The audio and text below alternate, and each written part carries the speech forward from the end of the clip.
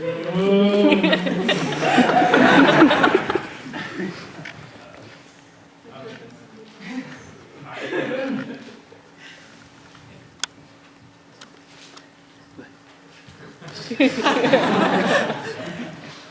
so figure this. You are a secret agent and your mission has just gone wrong.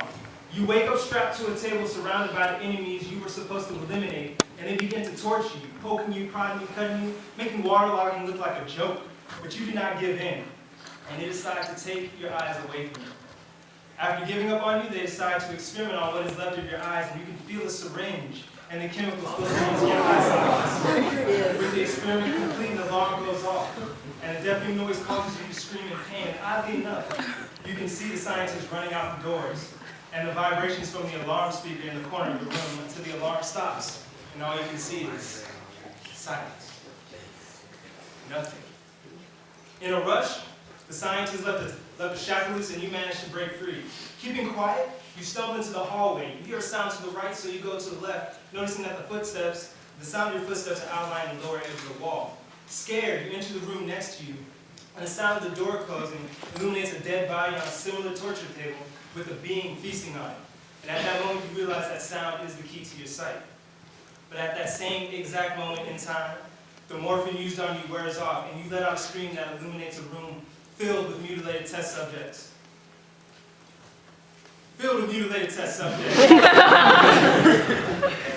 And the being that was once feasting on the body scatters and disappears as if phasing through the walls. With the original mission botched, the new objective has been added to your plate. Blind, you are to escape alive and intact, forced to rely on your new ability of Sonar. Take it away, Corey. So in Sonar, you play a blind secret agent, but just because you're blind doesn't mean you can't, you're just wandering around in the darkness. The experimentations that the scientists have been doing to you have actually granted you new powers and abilities. The sonar power, the echolocation, allows you to hear sounds, and through those sound vibrations, you can actually see the area around you, any of the sounds that hit you. However, you can't always rely on just different sounds that are happening all over the place. Sometimes there might not be any sounds going on at all. So you will have to use your own voice in order to see. And to do that, you can use an Xbox 360 microphone that's attached to the controller, and by speaking into it, your character will also speak the game and illuminate the area around him. The microphone can also be used for different abilities that you'll gain throughout the game.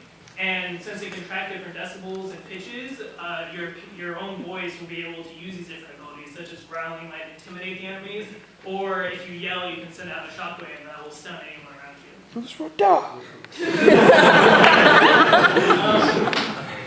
So the enemy guards are going to be patrolling around, trying to look for you, trying to capture you, interrogate you, or try to kill you. They have a complete advantage over you because they can actually see and hear you. So you'll have to find different ways around them to actually get through. Since you actually have to speak to, see your surroundings, this means that they might be able to hear you while you're trying to get around. And this creates a huge risk of trying to sneak around and avoid, but still have to use noise in order to see. But how you can get around them is using the different sonars or the different sonar abilities to avoid them. With the sonar ability, you could possibly hear their footsteps, or if they're speaking, you can see them ahead of time, so you can plan your way around. You can also sneak up to them, possibly subdue them if you can get to them before they spot you. And there's also different abilities you can use with microphones, such as having walkie-talkies or radios, leave one in a room and leave it, walk out and speak into your microphone, and it'll actually distract some guards while you get by. And also the ground mechanics and the yellow mechanics we said before can help you defeat them.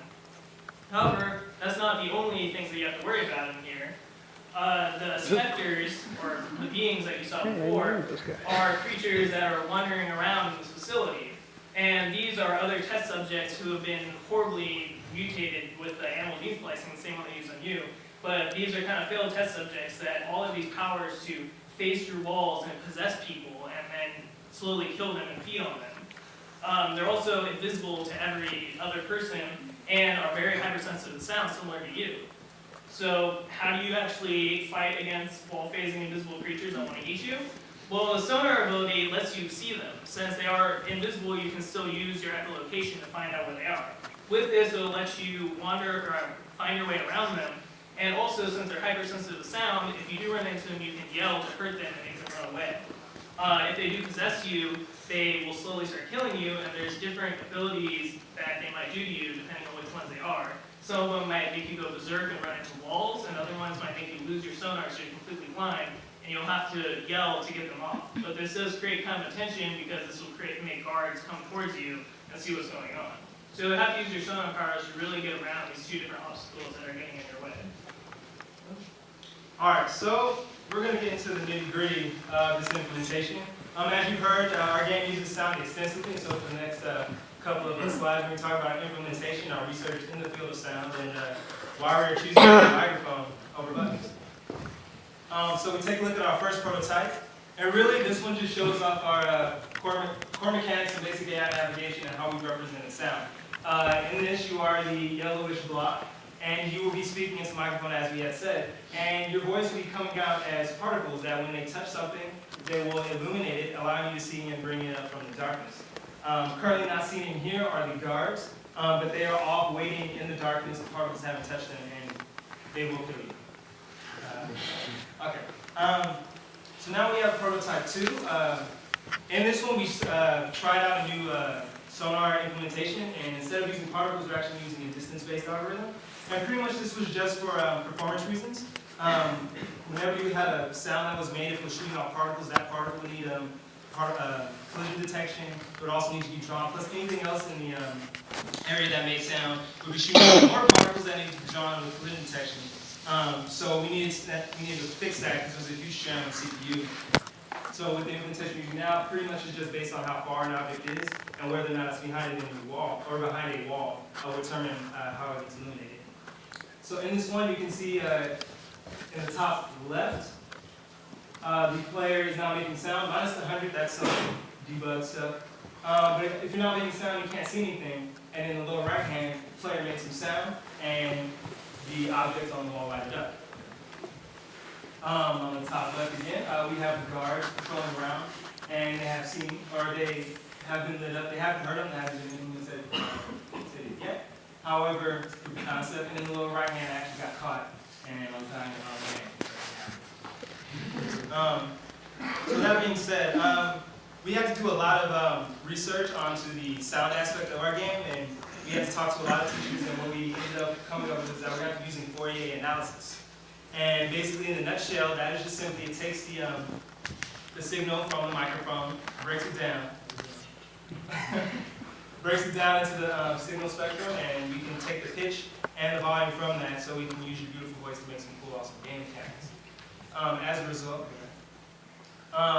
we want to be able to have a control scheme that allows for both the player's voice and the controller, because you can't get, there's only so much you can do with the controller in terms of getting pitched, because, well, you can't even get voice from a controller. So right now we're working on coming up with a nice interface to use these two microphone headset and controller. But enough of that. Corey's going to get going. So what kind of art do you see, again, when you're playing with one? So as the sound goes out, it'll illuminate things and start showing kind of rudimentary shapes. So we wanted to go more of a top-down field. That way we could get more out of the game instead of going 3D or something. That would be too much work for us. Here's some of like the concept art we see. We're like mainly showing it's going to be kind of blocky, or like you're just seeing outlines of things as the sound goes out and hits them. We are thinking of possibly going to a 3/4 view, just tilting the camera a bit to get more detail of the character. We're still not sure about that yet. We're trying to get more artists to see if that's the right art direction for us. But we do want to focus a bit more on the specter art. We feel that since they're going to be such a large part of the game, we want to have very defined creatures for that. And we're thinking of going more with a tribal design, and that way we can get the more defined things without actually needing to go like full 3D or something, even from a top-down view. And the tribal art really makes them seem more interesting and more fresh, and allows for the players to like differentiate between the two different creatures and still keeps them really like intimidating as well. Alright, so here's our basic plan of attack for the development of the game. We already currently have two working prototypes, both for the Sonar mechanic, the particle, and the distance-based implementation. We have basic guardian AI going on. We have a speech analyzer that's actually working in C++ from a third party, and we actually got some interesting results from the Connect microphone. So we'll be playing around with that, as well as we just also have an awesome idea list. Reverse that, we have an awesome list of ideas. So over the break, we're just going to be prototyping ideas, solidifying the story and the art, and speech analysis so we can hit the ground running when the quarter actually comes around. So with that being said, that is the end of our presentation. Same.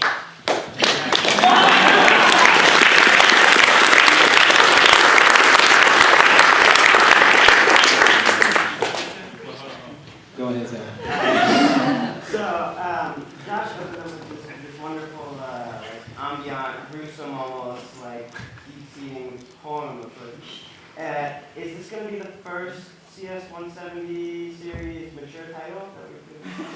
Horror aspect to it, or? We are in debate about that because, well, first of all, we're just trying to get the basic mechanics down. The idea is that it would be kind of a horror game, but we can also shy away from it and not make it mature level content with intense gore and whatnot. How are we going to keep things very tense and have that be an aspect of play? So we're still debating on whether or not the actual maturity level will be in or not. Any more questions? I see something over there. Josh, where's my name on that thing, man? All right, so this is James. If he will stand up in the back right here. Really?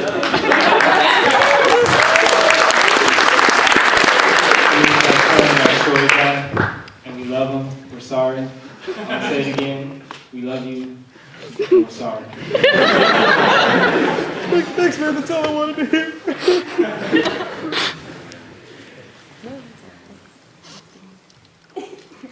Okay, I guess There's there's no questions. All right.